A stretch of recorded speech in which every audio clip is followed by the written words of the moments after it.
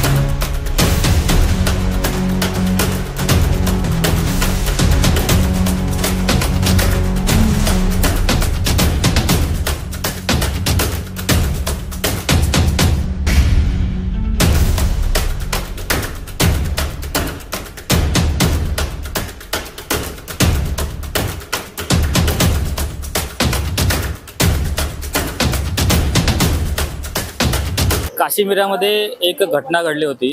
एक 12 वर्षाचा मुलगा आरएमसीची जी गाडी असते त्या गाडीच्या चाकाखाली जाऊन त्याचा मृत्यू झाला होता. त्या मुलाचा मृत्यू झाल्यानंतर इथे सर्व पक्ष जे आहेत नेते त्यांनी रस्ता रोको आंदोलन करून ह्या आरएमसी प्लांटच्या विरोधात आवाज उचलला होता. आणि त्यानंतर महानगरपालिकेने आपण पाहू शकता हा जो आरएमसी प्लांट आहे आरडीसी आरएमसी प्लांट महानगरपालिकेने हा सील केला होता. इथे आपण तिथे पाहू शकता तिकडे लेटरचे फोटो सुद्धा दिसत आहेत की ते लेटर आता काढण्यात आले आहेत. महानगरपालिकेने सील केल्यानंतर ह्या ज्या आरडीसी प्लांट जो ओपन करण्यात आले आहे त्याच्या विरोधात आपले जे महानगरपालिकेचे विधी विभाग आहेत त्यांनी कैवेट दाखल केलेली नव्हती. आणि त्याचाच कुठेतरी फायदा घेऊन ही जी नोटीस होती त्यावर ह्या आरडीसी प्लांटने कुठेतरी कोर्टातून जाऊन स्टे आणला आहे. आणि स्टे आणल्यानंतर आज ह्या आरडीसी प्लांटच्या मालकाने हा पुन्हा प्लांट चालू करण्यात आला आहे. तर या विषयावरती बोलण्यासाठी आपल्यासोबत मनसेचे सचिन साळुंखे आहेत. त्यांच्याकडनंच जाणून घेऊ त्यांच्या काय प्रतिक्रिया आहेत. काशीमिरामधले सर्व प्लांट बंद झाले होते सर्व पक्षीय आंदोलन झाल्यानंतर, परंतु हे आता कुठेतरी चालू होताना दिसत आहे. आणि त्याच्यानंतर तुम्हीच फक्त पहिला आवाज उचलला सोशल मीडियावरती आम्ही पाहिलं आहे. तर तुमचा आता पुढे भूमिका काय आहे याच्यात? जसं काशीमिरामध्ये कोणती मोठी दुर्घटना घडते तेव्हा सर्वप्रथम जो कोण आवाज उचलतं ती महाराष्ट्र नवनिर्माण सेना असेल. ज्यावेळेला हे प्रकरण गाजलं, ज्यावेळेला एका लहान मुलाचा याच्यामध्ये दुर्दैवी अंत झाला, त्यावेळेला पण महाराष्ट्र नवनिर्माण सेनेनेच ब्रिज खाली आरएमसीच्या गाड्या थांबवल्या होत्या आणि सर्व रस्ता ब्लॉक केलेला होता. त्याच्यानंतर मग ते मुलाचं नंतर ते सर्व जे काय झालं त्याच्यानंतर त्याच रात्री सर्वपक्षीय लोकांनी ठरवलं की बाबा आपण हा आंदोलन केलं पाहिजे आणि हे आरएमसी प्लांट कायमस्वरूपी बंद झालं पाहिजे. आणि मग एक सर्वपक्षीय आंदोलन झालं, प्लांट बंद झाले. पण हे प्लांट जेव्हा चालू झालेत, मला असं वाटतं 2-3 दिवसापासून प्लांट चालू आहेत. मला 2-3 दिवसापासून प्रभागातल्या नागरिकांचा फोन येतोय की सचिन हे प्लांट चालू झालेत कारण प्लांट म्हणून गाड्या काय बाहेर निघतात. पण हे लोक डोकं एवढं लावत होते का त्यांचे जे बल्कर असतात, जे बल्कर फिरतात माल भरल्यानंतर ते बल्कर बंद करत होते. आणि जेव्हा या प्रभागाच्या बाहेर जात होते तेव्हा ते बल्कर चालू करत होते. त्याच्यामुळे लोकांना कळत नव्हते प्लांट भरलेल्या गाड्यात की खाली गाड्यात. मग जेव्हा आम्हाला हा विषय कळला, आम्ही आज जेव्हा इथे आलो तेव्हा आम्हाला कळालं की बाबा प्लांटच्या गाड्या चालू झालेल्या आहेत. आणि आम्ही आमच्या पद्धतीने मी दुपारीच फेसबुकवरती तो व्हिडिओ टाकलेला आहे. त्याच्यानंतर ना मला कमीत कमी म्हणजे दुपारी 1 वाजता मी फेसबुकला व्हिडिओ टाकला, आता काहीतरी 6-7 वाजतायत आता. तर या 4-5 तासामध्ये मला कमीत कमी 70 ते 80 जणांचे नॉर्मली प्रभागातल्या लोकांचे फोन आलेत की बाबा तुला काय करायचं सांग, आम्ही तुझ्याबरोबर उद्या उभं राहतो. नॉर्मल पब्लिक नागरिक, मी पक्षांच्या गोष्टी नाही करत आहे. पक्षवाले पण आता सर्व पक्षांमध्ये तो मेसेज गेलेला आहे. आता कोणी येऊन बाईट पण दिलेलं आहेत मला असं वाटतं. त्याच्यानंतर अजून काय असतील कारण सर्व पक्ष आंदोलन होतं. मी बोलत नाही ते एकटं मनसेचं आंदोलन होतं, सर्व पक्ष आंदोलन होतं. त्याच्यामुळे आरएमसी प्लांट बंद सुद्धा झालेले होते. पण प्रभागातले नागरिक जे आहेत ते सुद्धा एवढे जागरूक आहेत ते सुद्धा आम्हाला पाठिंबा द्यायला तयार आहेत. आणि ते डायरेक्ट बोलतात की दादा तू फक्त गाड्या फोडायचं बोल, आम्ही उभं राहतो गाड्या फोडतो. म्हणजे इथपर्यंत लोकांना या आरएमसी प्लांटचा त्रास झालेला आहे. विषय असा आहे की ज्या वेळेला आता आरएमसी प्लांटच्या गाड्या चालू झाल्या आहेत, आम्ही जेव्हा इथे आलेलो आहे तेव्हापासून आता वापस त्यांनी गाड्या बंद केलेल्या आहेत. आम्ही जेव्हा आल्याच्यानंतर ते आम्हाला सांगतात की नाही ते अर्जंट असल्यामुळे थोडंसं असं तसं नाही. ज्या वेळेला समजा एखादा मुलाचा आम्हाला राग जास्त याचा येतोय की याच आरएमसी प्लांटच्या गाडीखाली ज्या एका मुलाचा दुर्दैवी अंत झाला त्या मुलाला आर्थिक मदत देणं किंवा त्या फॅमिलीला भेटणं हे इम्पॉर्टंट आहे. हे सोडून हे लोक स्वतःचे प्लान कसे चालू होतील यासाठी हे कोर्टात धावतात, सर्वीकडे धावतात. ही महानगरपालिका आहे ना, मीराबंदर महानगरपालिका, यांचे जे कोणी अधिकारी असतील ना हे फेल आहेत. कारण हे कोर्टात टिकू नाही शकले, त्याच्यामुळे यांना परमिशन भेटली आणि यांचे प्लान चालू झाले. आणि माझ्याकडे तर फक्त परमिशन ही RDC या प्लांटचीच माझ्याकडे परमिशन आली आहे की बाबा कोर्टाने यांची जी काही परवानगी होती ती रिस्टोर केली आहे ना, वापस वाढवून दिलेली आहे फक्त RDC प्लांटची. बाकी अजून जे 2 प्लांट चालू आहेत, 5 पैकी 3 प्लांट चालू आहेत, त्यातल्या याची परमिशन आमच्याकडे आली आहे, बाकीच्या 2 प्लांटची परमिशन आमच्याकडे आलेली नाहीये. जेव्हा आम्ही इथे आलोय आता या गोष्टीसाठी की बाबा वापस गाड्या चेक करायला की बाबा चालू आहेत, तर बघू शकता तुम्ही प्लांट पूर्णपणे वापस बंद केलेले त्या लोकांनी. आणि आम्हाला आश्वासन दिले की आम्ही प्लांट आता बंदच ठेवतोय, फक्त काय की आम्हाला परमिशन भेटलेली आहे, हे त्या अशा गोष्टी सांगतात आम्हाला. आज हे प्लांट आहे जे नियमाचं अटीशर्तीचं उल्लंघन करताना दिसत आहे, तर कुठेतरी ह्या लोकांनी न्यायालयाची दिशाभूल करून स्टे घेतलाय का, असं काय वाटतं?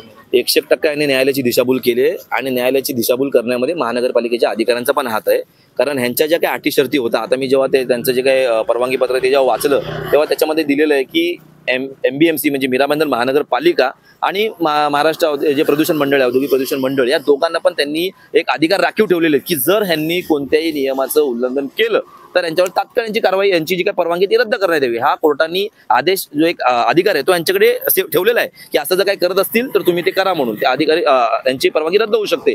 पण हे जे अधिकारी आहेत, मला असं वाटतं या अधिकाऱ्यांना काय पडलेले नाहीये. ज्या वेळेला रस्ता बंद होतो, ज्या वेळेला यांचं जेव्हा नाक दबला जातो, त्यांचं तोंड, तेव्हा हे लोक येतात आणि परवानगी RMC प्लांट बंद करतात. पण महाराष्ट्र नवनिर्माण मी बाकीचे पक्ष पण आता आम्हाला फोन आलेले आहेत की आपण पत्रकार परिषद घेऊ किंवा अजून जे काय समजा असेल तर मला असं वाटतं पत्रकार परिषद घेण्यात काही मजा नाही आता. कारण तुम्हाला कशासाठी पत्रकार परिषद, जर समजा यांना पेपरची काही परिषद माझ्याकडे परवानगी आहेत, त्या परवानग्या तुम्हाला पाठवतो ज्यांनी कोर्टात घेतलेल्या परवानग्या आहेत, त्यासाठी त्या पत्रकार परिषदची गरज नाही. मला असं वाटतं की पहिली गोष्ट तर या प्लांटवाल्यांनी जेवढे पण प्लांट आहेत, 5 प्लांट, या 5 प्लांटच्या सर्वांनी त्या जो काय कुटुंबाचा मुलगा मेलेला आहे, ज्याचं जीवितहानी झालेली आहे त्या मुलाची, त्या मुलाच्या फॅमिलीला आर्थिक मदत ही पहिली झाली पाहिजे या प्लांटकडून. आणि करोडोचे प्लांट आहेत, यांना काय फरक नाही पडत जर त्या मुलाला आर्थिक मदत केली तर. त्याच्यानंतर ज्या काही गोष्टी आहेत प्रभागातल्या नागरिकांना विश्वासात घेऊन यांनी प्लांट चालू करावे अशी आमची मागणी आहे. त्या मुलाला आर्थिक मदत नाही दिली यांनी आणि जर काही दिवसात भेट नाही दिली तर तुमची पुढे भूमिका काय राहील? यांनी आम्हाला प्लांटवाल्यांनी म्हणजे 1 ते 2 प्लांट आहेत, 3च प्लांट चालू आहेत. एक प्लांट आता तो पण बंद झालेला आहे. 2 प्लांट, हा प्लांट आणि आजूबाजूचा प्लांट गजानन कन्स्ट्रक्शन आहे आणि RDC, हे 2 प्लांट आता चालू आहेत. पण त्यांच्यातल्या प्लांटवाल्यांनी आता आमच्याशी बोलणं केलंय आणि आम्हाला सांगितलेलं की आम्ही उद्याच्या उद्या त्यांना आर्थिक मदत देतो म्हणून सांगितलेलं आहे. ते तुम्हाला किती द्यायचे, काय नाही, ते तुम्ही आणि ती फॅमिली, आम्हाला कोणत्याही राजकीय पक्षाच्या माणसाला, नेत्याला न बोलवता तुम्ही डायरेक्ट त्या फॅमिलीला भेटा. त्या फॅमिलीला जी काही आर्थिक मदत आहे ती त्यांना द्या. कारण त्यांनी त्यांचं तुम्हाला फक्त तुमचा प्लांट थोडे दिवस बंद राहिला तर तुम्हाला एवढं दुखलं, त्यांनी त्यांचा मुलगा गमावलाय. त्याच्यामुळे फालतूच्या नाटकी बंद करा आणि त्या प्लांटला, त्या फॅमिलीला आर्थिक मदत द्या. जर ही आर्थिक मदत नाही पोचली आणि या लोकांच्या या प्रभागाच्या नागरिकांना विश्वासात घेऊन जर तुम्ही काही कामं नाही केली आणि तुम्ही तुमचा जो मुजोरपणा आहे हा जर असाच चालू ठेवला तर परवा मला असं वाटतं 29 तारखेला, आज 27 तारीख आहे आणि आम्ही उद्याच करणार होतो हे सर्व, पण आम्हाला काशीगाव पोलीस स्टेशनवरून किंवा जे काय ते छटपूजा आणि जे काही प्रोग्राम चालू आहेत प्रभागामध्ये त्याच्यामुळे पोलिसांवरती ताण आहे. पूर्ण पोलीस प्रशासन, आता आम्ही त्या जरीमरी मंदिराच्या इथे राडा करून आलोय तलावामध्ये, तर त्याच्यामुळे पोलीस प्रशासनावर खूप ताण आहे आणि त्याच्यामुळे आम्ही फक्त त्यांचा मान ठेवून उद्याचे दिवस गप्प बसतोय. परवा सकाळी 11 वाजता हे प्लांटच्या गाड्या बाहेर कशा पडतात ते तुम्ही आम्हाला काढून दाखवा आणि त्या गाड्यांच्या काचा कशा फुटतात हे तुम्हाला आम्ही करून दाखवतो. मुलाला आर्थिक मदत मिळाल्यानंतर प्रभागात अशी परत दुर्घटना पुन्हा होऊ नये यासाठी RMC प्लांट कडनं तुम्हाला काय आश्वासन देण्यात आलंय का? त्यांनी आश्वासन आता आम्हाला खूप दिली आहेत, खूप आश्वासने त्यांनी आम्हाला सांगितलेत की असं करू तसं करू. मी बोललो माझ्याशी बोलण्यात काय अर्थ नाही, कारण काय मी एकटा त्या आंदोलनमध्ये नव्हतो. जे काय तुम्हाला बोलायचं आहे ना ते परवा सकाळी 11 वाजता तुम्ही पहिले ही मदत पोचवा. मदत पोचवल्याच्या नंतर परवा सकाळी 11 वाजता तुम्ही तिथे पोचा, ग्रीनव्हिल चौकामध्ये या.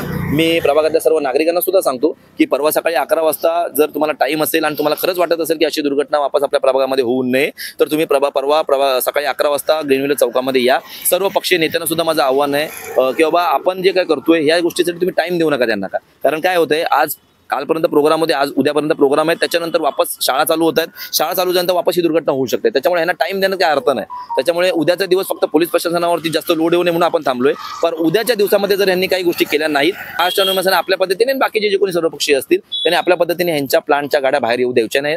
प्लांटच्या गाड्या यांच्या बाहेर, यांचा प्लांट पूर्णपणे बंद आपण पाडू. मग महानगरपालिकेचे अधिकारी येऊ दे, यांचे कोणी मालक असतील, मॅनेजर असतील, येऊ दे, पोलीस प्रशासन येऊ दे आणि सर्वांसमोर मीडियाच्या समोर मला काही एकट्यामध्ये कोणाची बोलायची काहीच इच्छा नाही. तुमच्या ऑफिसमध्ये VP ऑफिसमध्ये येऊन मला काय बोलायची इच्छा नाही. जे काय बोलायचं ते ग्रीन व्हिलेज चौकात या आणि तिथे बसून सर्वांच्या समोर ज्या काही लोकांच्या मागण्या आहेत, माझ्या नाही किंवा दुसऱ्या पक्षाच्या नाही, ज्या काही इकडे प्रभागातल्या नागरिकांच्या मागण्या आहेत की ज्यांच्यामुळे तुमच्या प्लांटमुळे त्यांचं काही नुकसान होतंय, जे पावडर असेल, रस्त्यावरचं पाणी असेल किंवा तुमच्या गाड्यांचे जे मुजोर ड्रायव्हर आहे ते भरधाव गाड्याने वेगाने गाड्या पळवत असतील, ज्या काही गोष्टी असतील ते नागरिक तुम्हाला सांगतील आणि त्या तुम्हाला फॉलो करायचे आहेत, तरच तुमचे प्लांट प्रभागात चालतील. अन्यथा महाराष्ट्र नवनिर्माण सेना तुमचे प्लांट प्रभागात चालू देणार नाही.